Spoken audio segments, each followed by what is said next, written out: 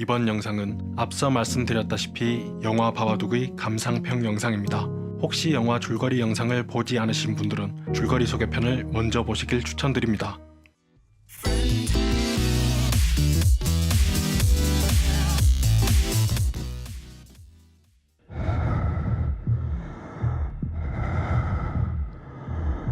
앞서 바바둑 줄거리 편에서 말씀드렸다시피 정말로 재밌게 봤습니다.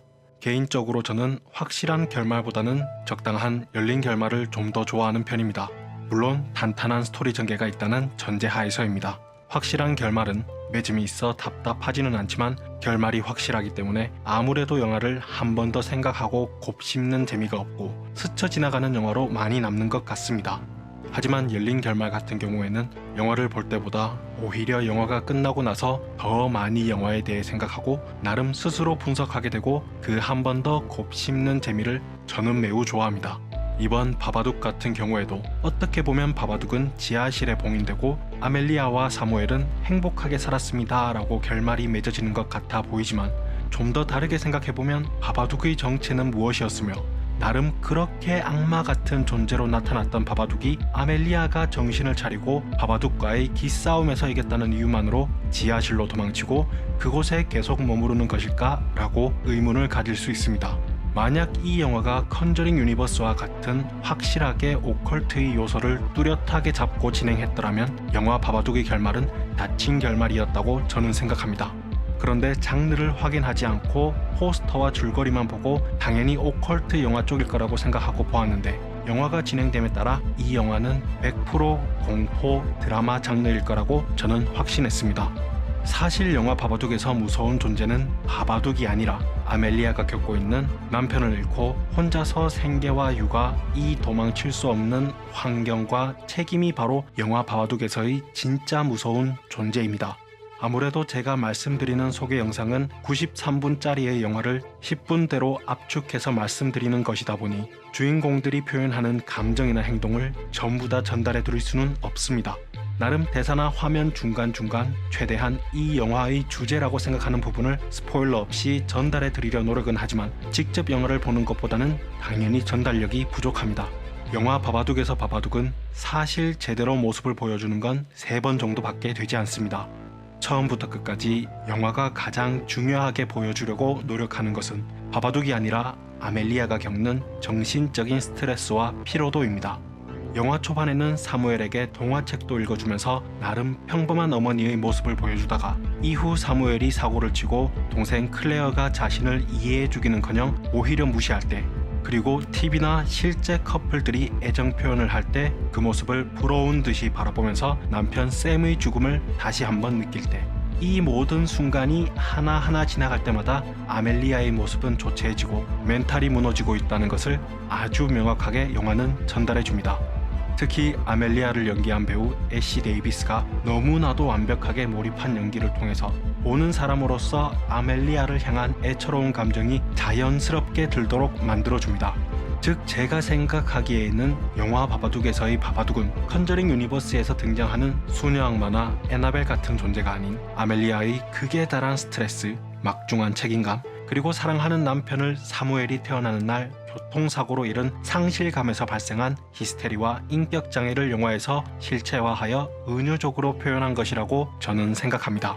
물론 위와 같이 생각했을 때 찢어버렸던 바바둑 동화책이 돌아오는 장면같이 설명하기 어려운 부분도 분명히 있지만 이는 공포의 흥미를 위해 그리고 관객에게 이 영화를 악마가 등장하는 오컬트 영화로 볼지 아니면 싱글맘의 애환을 공포로 포장하여 보여준 드라마 장르의 영화로 볼지에 대한 열린 결말을 위한 장치였다고 저는 생각하고 있습니다. 즉 길어진 서론을 정리하자면 영화 바바둑은 아멜리아가 사무엘이 태어나는 날 남편 샘과 함께 병원을 가던 중 교통사고로 남편을 잃고 아멜리아는 집안의 생계와 육아를 모두 책임져야 하는 싱글맘이 되었습니다. 하지만 사무엘이 커가면서 그 나이 또래 아이보다 과한 상상력 혹은 망상과 직설적인 언행과 행동, 거기에다 뛰어난 손재주로 많은 말썽을 부리게 됩니다. 이에 생계를 유지하는 것만으로도 힘든 아멜리아는 점차 육체적, 정신적 가리지 않고 스트레스와 피로를 느끼게 됩니다. 그리고 기억하지 못하는지 아니면 정말로 어디서 툭 떨어진 것인지 모르는 바바둑 동화책을 읽게 되고 사무엘은 바바둑이 실제로 존재한다는 망상에 사로잡히게 되는데 거기서 그치는 것이 아닌 동생 클레어의 집에서 말썽까지 부리게 됩니다. 하지만 사무엘의 이러한 행동은 평소 사무엘을 보면 그리 이상한 일이 아니었습니다. 영화 초반 늑대에 관한 동화책을 읽고 나서는 매일같이 침대 밑과 옷장을 아멜리아와 같이 확인하였으니 말입니다. 그러나 아멜리아는 이미 이성적으로 견딜 수 없는 수준의 스트레스와 피로를 받고 있었고 바바둑이라는 매개체를 기점으로 히스테리 혹은 인격장애가 발생했다고 생각합니다. 바바둑이 아멜리아에게 들어오는 장면은 점차 정신적으로 자신의 인격을 잃어버리는 아멜리아를 바바둑으로 표현한 것이라 생각합니다. 그리고 사무엘을 식칼로 죽이려 하는 자신의 모습을 발견하고 놀라는 모습을 생각한다면 위와 같은 생각에 좀 더 신빙성을 줄 수 있을 것 같습니다. 그리고 결말 부분에서 바바둑이 정말로 악마였다면 단순히 아멜리아가 사무엘에게 용기를 얻어 기싸움만으로 이기게 되고 지하실에 가둬두는 것은 조금 말이 안 되는 것 같습니다. 오히려 바바둑은 자신이 스스로 가지고 있는 정신적인 문제였기 때문에 사무엘의 용기와 사랑한다는 말에 내면에 있던 아멜리아의 의지로 정신적으로 겪고 있던 문제를 스스로 깨고 나온 것이다 라고 생각하는 게 좀 더 맥락이 맞는 것 같습니다. 또한 바바둑을 소멸시키거나 봉인하는 것이 아닌 지하실에 가둬두는 모습으로 보아 지하실은 아멜리아의 깊은 내면을 표현한 공간이고 어쨌든 이 모든 일을 야기한 가장과 엄마라는 것의 책임감은 도망갈 수 없는 것이기 때문에 이것에 야기된 정신적인 스트레스와 아픔을 바바둑이라 표현하고 깊은 내면 속에 숨겨두고 스스로 지하실에 내려가 먹이를 챙겨주고 마주함으로써 이를 극복하고 부모로서 성장하는 모습을 보여주는 것이라 생각합니다. 지금까지 바바둑의 스토리적인 내용에 대한 이야기였습니다. 그렇다면 비주얼적인 부분은 어땠을까요? 영화를 보면 바바둑이 등장할 때 80년대 혹은 90년대에 볼 법한 컷신으로 등장하는 것을 보여줍니다. 이러한 효과는 2014년에 개봉한 영화에서 촌스럽고 유치하다라는 느낌이 아니라 오히려 참신하고 재밌었다라는 느낌을 많이 받았습니다. 그리고 영화에 대해 조사를 할 때 이 바바둑이 나름 저예산 영화였다라고 하는데 이러한 고전적인 효과를 씀으로써 비용도 아끼면서 보는 관객들에게도 오히려 신선하고 재미있는 모습을 보여준 감독의 똑똑한 발상이었다고 생각됩니다. 그리고 배경음악은 영화에서 많이 등장하지 않는데 이는 아멜리아가 겪는 힘든 상황을 오히려 다큐적인 감성으로 다가오게 하며 보는 사람들로 하여금 실제 상황을 보는 듯한 느낌을 주어 감정이입에 많은 도움이 되었다고 생각합니다.